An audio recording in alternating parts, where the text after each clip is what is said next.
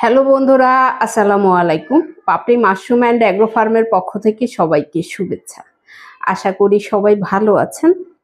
একজন শ্রদ্ধেয় নতুন উদ্যোক্তা জানতে চেয়েছেন মাশরুমের কাটা জায়গা থেকে পিন হেড বের না হয়ে অন্য জায়গাতে ছিদ্র ছিল, সেখান থেকে মাশরুম বের হয়েছে। এখন সেখানে কি কেটে দিব? এটা অনেক গুরুত্বপূর্ণ একটা প্রশ্ন। অনেকেই না জেনে নিজে থেকে সিদ্ধান্ত নিয়ে থাকেন, এটা একেবারেই সঠিক নয়।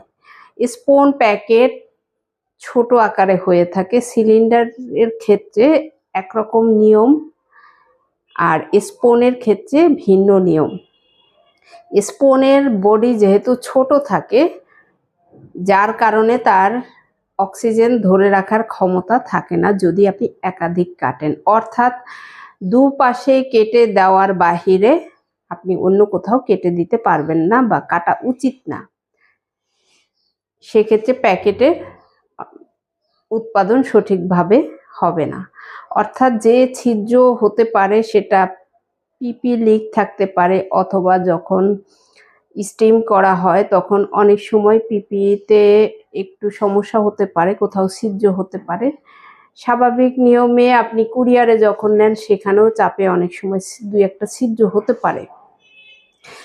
কিন্তু যদি কাটা জায়গা ব্যতীত অন্য কোথাও থেকে মাশরুমের পিন হেড বের হয়ে থাকে, সে তার মতো যদি বড় হলো যদি বড় না হতে তার বাধাগ্রস্ত হয়, সেক্ষেত্রে আপনি কিছুই করবেন না। যদি বড় হয়ে থাকে সেটা হারভেস্ট করে আপনি ওই জায়গাটাকে গাম টেপ লাগিয়ে লক করে দিবেন। অর্থাৎ তার জন্য জায়গা দেয়া হয়েছে, দুপাশে ডি আকৃতি করে কেটে দেওয়া হয়েছে। এই জায়গা থেকে সে সময় মতো আসবে। কিন্তু যদি বের হয়ে থাকে সেক্ষেত্রে আপনার কিছুই করণীয় নেই বা কিছু করবেন না, কারণ এটাতে ক্ষতিগ্রস্ত হবেন।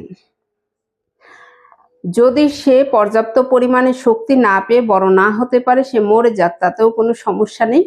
পরবর্তীতে সে কাটা জায়গা থেকেই ফিরে আসবে। তবে আপনাকে খেয়াল রাখতে হবে কাটা জায়গাটাতে বা ছিদ্র জায়গাটাতে গাম টেপ লাগিয়ে আপনি লক করে দিবেন, অর্থাৎ আটকিয়ে দিবেন। কিন্তু সিলিন্ডারে যদি এমন হয়, সিলিন্ডারের বডিটা বেশ লম্বা থাকার কারণে সে যদি কাটা জায়গা ব্যতীত অন্য কোনো জায়গা থেকে পিন হেড বের হয়, তখন সেখানে আপনি ডি আকৃতি করে কেটে দিবেন, তার বের হওয়ার জন্য জায়গা করে দিবেন। কারণ সিলিন্ডারের আকার বড় হওয়ার কারণে যেটা করা যাবে স্পুনের ক্ষেত্রে সেটা করা যাবে না।